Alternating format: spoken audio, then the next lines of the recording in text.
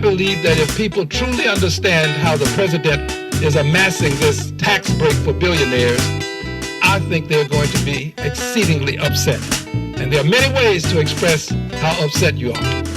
You can do this always peacefully. Many are going to protest. Others will do it at the polls.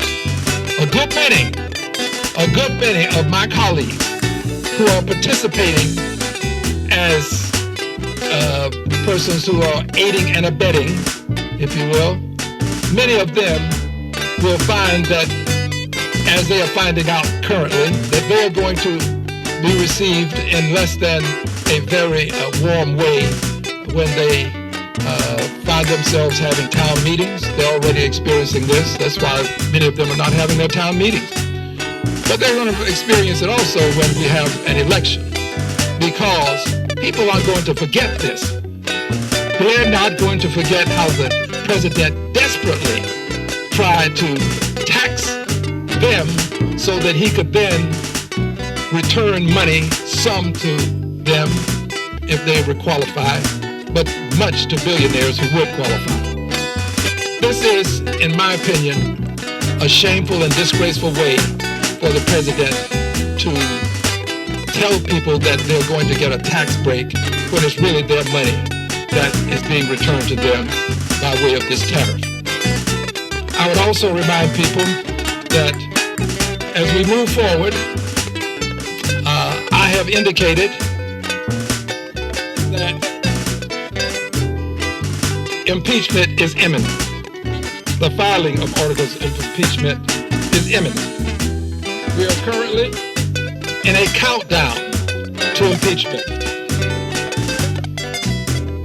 Those who know me know that I wouldn't say this if I were not going to move on with it. And I am. We will have articles of impeachment filed. I cannot tell you what the vote will be, and there are some who would say, well, you shouldn't file the articles of impeachment if you can't win. No, you need to know where people stand. You really do. We need to know. I heard a member just yesterday indicate that we need to have a certain thing brought before the House to understand where people are. It is not unusual for us to have votes to find out where people are on certain issues. And this is no exception. And the first articles of impeachment may not succeed. The second may not succeed.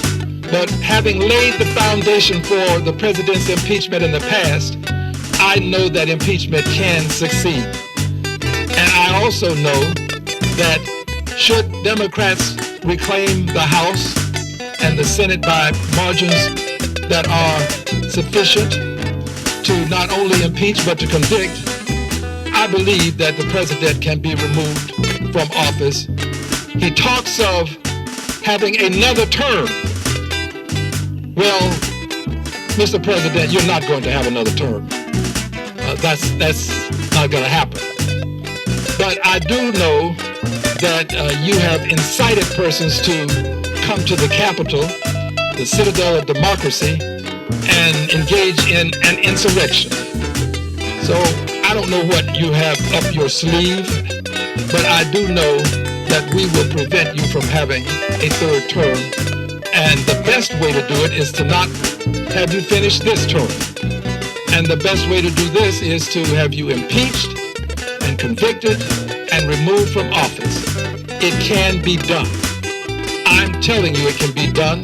The law says it can be done. We but only have to have the will to do it. The way is before us.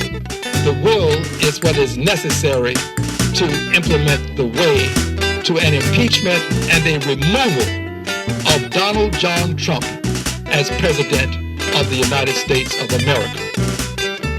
It would be the appropriate thing because he is unfit to be president, unfit to enforce the laws of the land in such a way as to bring honor to the process.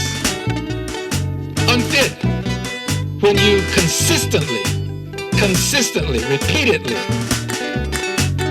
flout the laws, flout the notion of due process.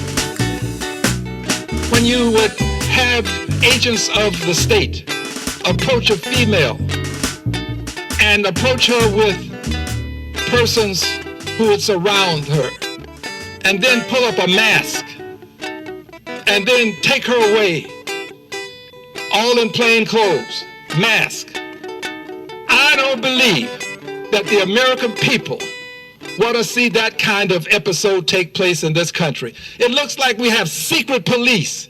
America's not a country with secret police that come and take you away from your home to some distant state where you're not known, where you don't have resources. Don't give you any due process. This is not America. The president is destroying the lawful judicious processes that we have enjoyed.